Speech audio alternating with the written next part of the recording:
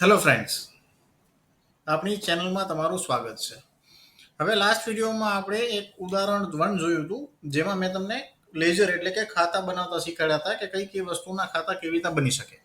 Okay, હવે same example છે એ આપણે જોશું બીજી રીતે. બીજી રીતે એટલે શું? પહેલા આપણે કરતા હતા અહીંયાથી ક્રિએટમાં જતા હતા, ક્રિએટમાં જઈને લેજરમાં જઈને અહીંયા આપણે એક એક લેજર બનાવીને સેવ કરતા હતા. હવે સપોઝ આપણને બધા લેજર સેમ જોઈએ, મતલબ એક જોડે બનાવવા છે અને સિંગલ સિંગલ નથી બનાવવા, તો તમારી પાસે બીજું ઓપ્શન છે જવાનું અહીંયાથી ચાર્ટ ઓફ અકાઉન્ટ્સમાં. ઓકે, અહીંયા chart of accounts enter press કરશો. આપણને શું બનાવવું છે? અહીંયાથી લેજર બનાવવું છે, તો લેજરમાં જશું અને લેજર મલ્ટી બનાવવા માટે તમારી પાસે અહીંયા સાઈડમાં ઓપ્શન છે મલ્ટી માસ્ટર. ઓકે, મલ્ટી માસ્ટરનું શોર્ટકટ શું છે? એચ ની નીચે એક લાઈન છે એટલે ઓલ્ટ પ્લસ એચ. તો અલ્ટર અને એચ દબાવશો એટલે અહીંયા તમારી પાસે ઓપ્શન આવશે તમારે શું મલ્ટી કરવું છે, મલ્ટી ક્રિએટ કરવું છે, મલ્ટી અલ્ટર કરવું છે, બરોબર? તો આપણે અત્યારે મલ્ટી ક્રિએટ કરવું છે. મલ્ટી ક્રિએટમાં એન્ટર પ્રેસ કરશું એટલે અહીંયા આવશે અંડર ગ્રુપ. હવે અંડર ગ્રુપમાં શું થાય કે આપણે સપોઝ કે એક જ ગ્રુપના બધા ખાતા બનાવવા, સપોઝ કે એક્સપેન્સના બધા ખાતા બનાવવા છે,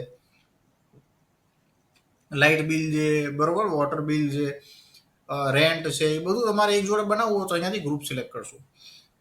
પણ આપણે અત્યારે શું કરવું છે? બધા અલગ અલગ ગ્રુપના ખાતા જોડે બનાવવા છે, તો અહીંયાથી આપણે શું રાખશું? Under group all items. હવે પહેલું ખાતું બનાવવું છે આપણે કેપિટલ, એટલે મૂડી ખાતું, બરોબર, કેપિટલ અકાઉન્ટ. હવે એન્ટર મારશો એટલે અહીંયા જ તમને આવી જશે કે અંડર તમારે કયા ગ્રુપમાં જોઈએ છે, તો કેપિટલ અકાઉન્ટના ગ્રુપમાં આવશે. જો તમને ખબર ના હોય કઈ વસ્તુ કયા ગ્રુપમાં આવશે ફ્રેન્ડ્સ, તો મેં તમને વિડીયો બનાવીને બતાવેલો છે અને ઉપર આઈ બટનમાં પણ હું તમને લિંક આપી દઉં છું વિડીયોની, કયું ખાતું કયા ગ્રુપમાં આવશે. એકવાર તમે વિડીયો જોઈ લેશો તો તમને આગળ તકલીફ નહીં પડે. ઠીક છે, ચલો કેપિટલ અકાઉન્ટ. હવે બીજું આપણને બનાવવું છે ઉપાડ. ઉપાડ એટલે શું થાય? ડ્રોઈંગ્સ. એ પણ આવશે કેપિટલ અકાઉન્ટમાં. આ ખાતા મેં લાસ્ટ વિડીયોમાં બનાવેલા જ છે, તો હું ફરીથી નથી સમજાવતો અંદર કેવી રીતના આવશે. ખાલી મલ્ટી લેજર કેવી રીતના ક્રિએટ થાય છે એ હું તમને સમજાવું છું, બરોબર? પરચેસ અકાઉન્ટ, અકાઉન્ટ નથી લખતો પાછળ, તમે લોકો લખી નાખજો જાતે. એના પછી છે સેલ્સ અકાઉન્ટ, તો સેલ્સ અકાઉન્ટ આવશે સેલ્સ અકાઉન્ટના ગ્રુપમાં. પછી છે આપણી પાસે પરચેસ રિટર્ન. પરચેસ રિટર્ન એમાં આવશે, તો પરચેસ રિટર્નમાં જ આવશે અને સેલ્સ રિટર્નમાં જ આવશે, બરોબર?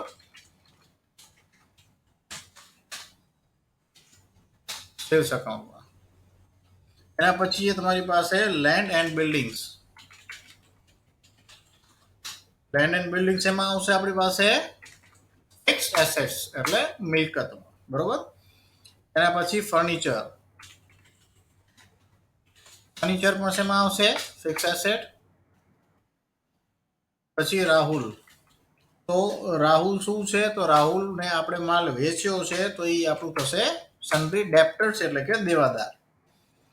અને હેમલ પાસેથી માલ ખરીદ્યો છે તો હેમલ શું થશે? આપણો ક્રેડિટર્સ એટલે કે લેણદાર. પગાર, સેલેરી ખાતું. સેલેરી ખાતું શેમાં આવશે? Indirect expense. પછી છે ઇન્ટરેસ્ટ ઓન ઇન્વેસ્ટમેન્ટ, બરોબર? ઇન્વેસ્ટમેન્ટ કર્યું છે એનું ઇન્ટરેસ્ટ આવે છે તો એ શેમાં આવશે? Indirect income. બધું મેં સમજાવ્યું છે ડાયરેક્ટ ઇનડાયરેક્ટ શું થાય, તમે વિડીયો જોઈ લેજો આગળના, એટલે તમને બધું ખ્યાલ આવી જશે. વેજીસ એટલે મજૂરી, મજૂરી આવશે ડાયરેક્ટ એક્સપેન્સ. પછી 10% બેંક લોન, બરોબર? બેંકમાંથી 10% લોન લીધી છે તો એ શું થઈ ગયું? આપણું લાયબિલિટી. તો અહીંયા જશું લોન્સ એન્ડ લાયબિલિટીઝમાં. લાયબિલિટી એટલે એસેટ્સ છે ને મિલકત, ને લાયબિલિટી જવાબદારી, બરોબર? પછી છે એચડીએફસી બેંક. એચડીએફસી બેંક એટલે શું? એમાંથી લોન નથી લીધી આપણે, એચડીએફસી ખાલી બેંકનું નામ આપેલું, મતલબ કે બેંકમાં આપણું ખાતું છે. તો જે બેંકમાં આપણું ખાતું હોય શેમાં આવશે? બેંક અકાઉન્ટ્સમાં. ઓકે, એન્ટર મારીને કરશું સેવ. તો આ બધા ખાતા તમે જોશો. હવે જો આપણે જોવું હોય પેલું એક એક કરીને, તો અલ્ટરમાં જઈને તમે લેજરમાં જશો તો આ બધા ખાતા પાછા ક્રિએટ થઈ ગયા છે એક જોડે. ઠીક છે, તો આ રીતના તમે મલ્ટી લેજર બનાવી શકો. સિંગલ બનાવવો તો પણ કાંઈ વાંધો નથી, અને મલ્ટી લેજર બનાવવું હોય તો પણ કાંઈ વાંધો નથી. ઓકે, હવે આગળ પછી આપણે ઉદાહરણમાં જોશું કે આપણે ઓપનિંગ બેલેન્સ કેવી રીતના નાખી શકીએ છીએ, બરોબર, અને આઇટમ્સ કેવી રીતના બનાવીએ છીએ. તો જોતા રહો વિડીયો. કંઈ ના ખબર પડતી હોય તો કમેન્ટ કરી શકો છો. ઓકે, બાકી તમારા ફ્રેન્ડ્સને શેર કરો, સબસ્ક્રાઇબ કરો અને લાઈક કરો. Thank you.